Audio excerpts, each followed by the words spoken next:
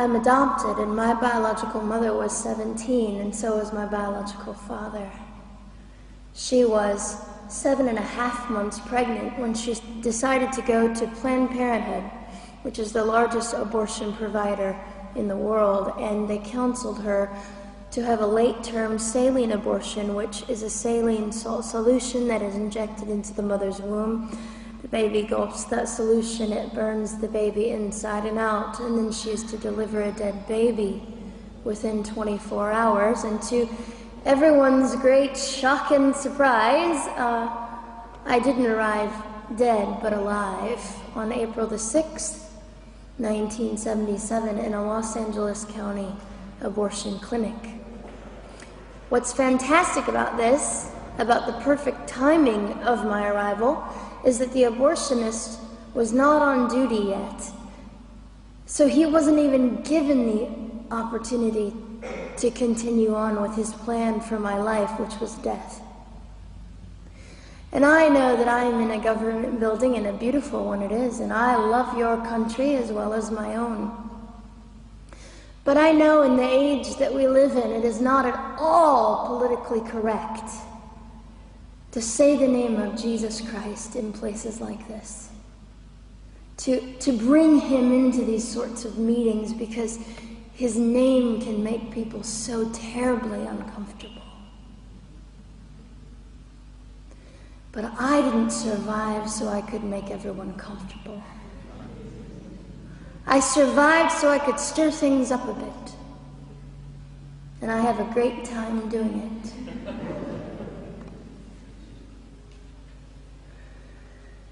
And so I was delivered alive, as I've already said, after 18 hours. I should be blind, I should be burned, I should be dead.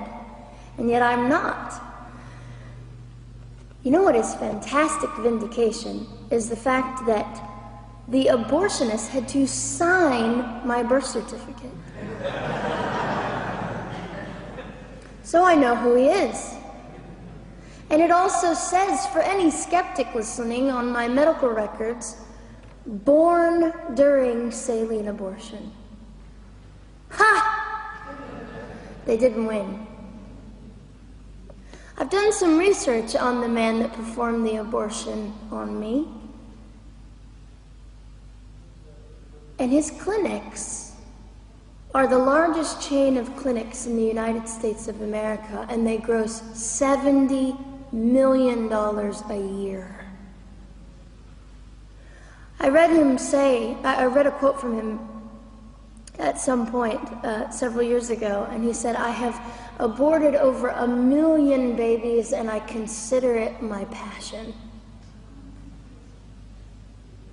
I tell you these things because, listen, ladies and gentlemen, we are in an interesting battle, whether we realize it or not, in this world. It is a battle between life and death. What side are you on?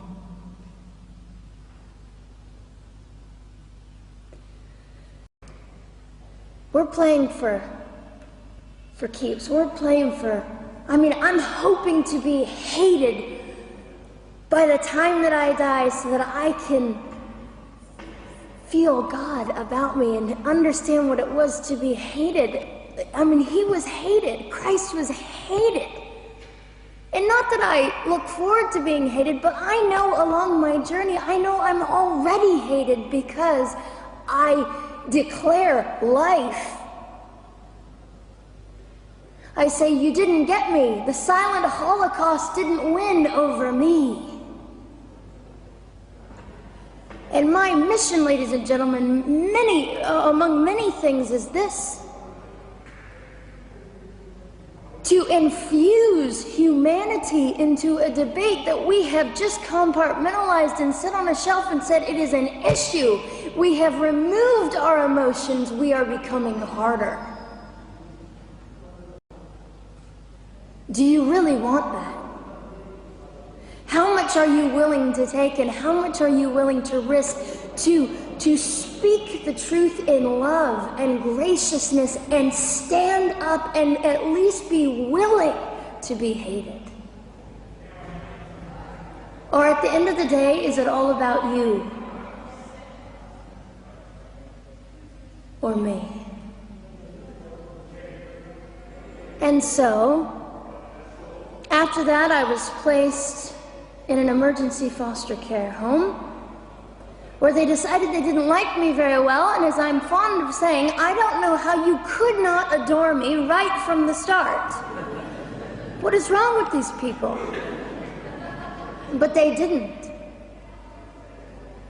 You see, I've been hated since conception.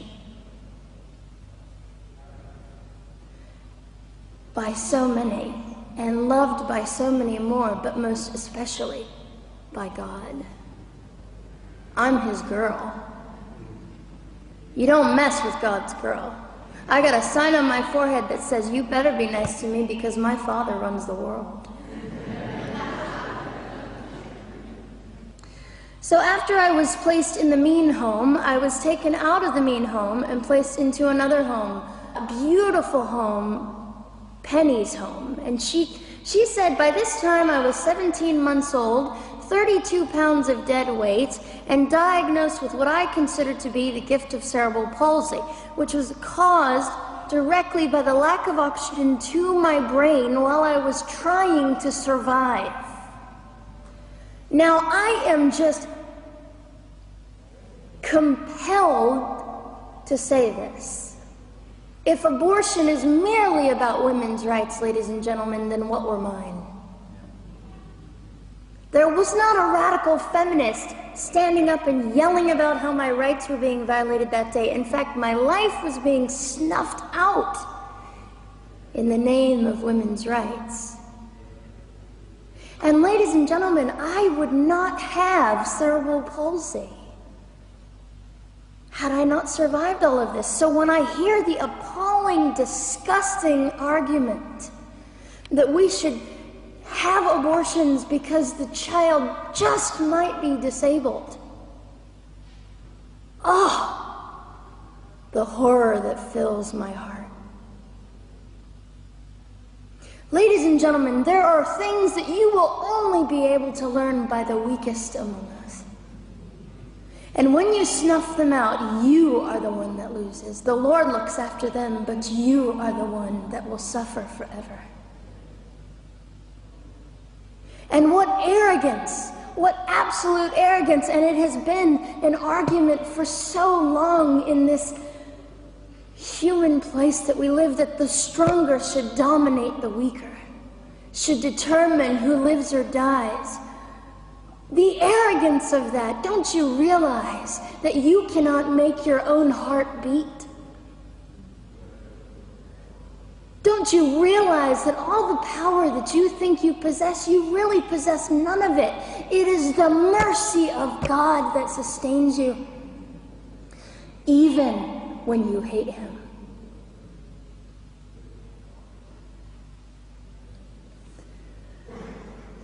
So they looked at my dear Penny and they said, Gianna will never be anything, which is always encouraging. And she decided to ignore them, and she worked with me 3 times a day, and I began to hold up my head, and they said, well, Gianna will never this and never that. Long story shorter, I was walking by the age of 3.5 with a walker and leg braces, and I stand up here today with a mild little limp and without a walker and leg braces. I fall gracefully sometimes and very ungracefully at other times, depending on the situation, but I consider it all for the glory of God. You see, ladies and gentlemen, I am weaker than most of you, but this is my sermon. And what a small price to pay to be able to blaze through the world as I do and offer hope. And I think in our misunderstanding of the way things work, we misunderstand how beautiful suffering can be. I don't willingly sign up for it, but when it comes, we forget. We forget that God is in control, and God has a way of making the most miserable thing beautiful.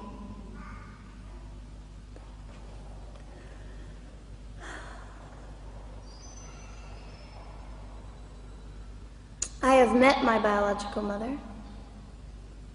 I have forgiven my biological mother. I am a Christian.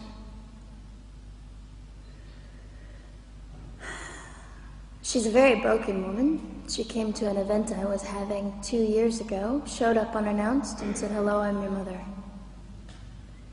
And it was a very difficult day. And yet, while I was enduring all of this, you'll probably think I'm silly, but I was sitting there and I was thinking, I don't belong to you. I belong to Christ. I'm his girl, and I'm a princess. So no matter what you say, in all your anger and brokenness and rage, it's not mine to keep. It's not mine to carry, and I won't. I was saying all this inside. So ladies and gentlemen, you have an opportunity. But for just a brief moment, I would like to speak directly to the men in this room and do something that is never done. Men, you are made for greatness. You are made to stand up and be men. You are made to defend women and children, not stand by and turn your head when you know murder is occurring and do nothing about it.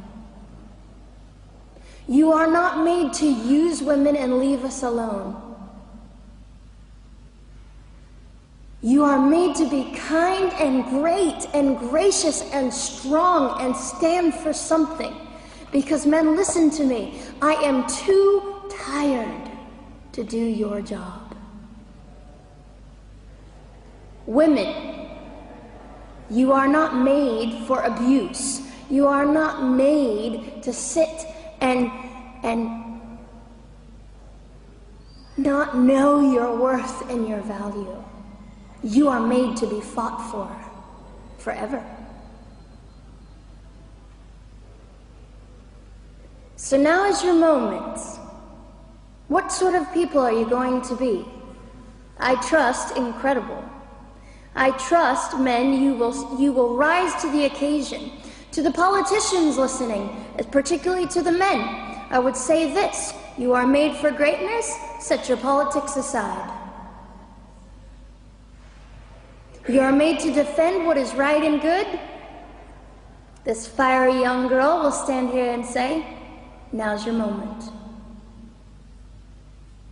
What sort of man do you want to be?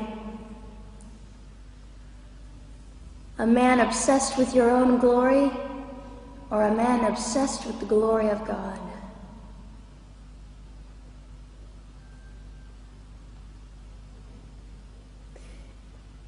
It's time to take a stand, Victoria.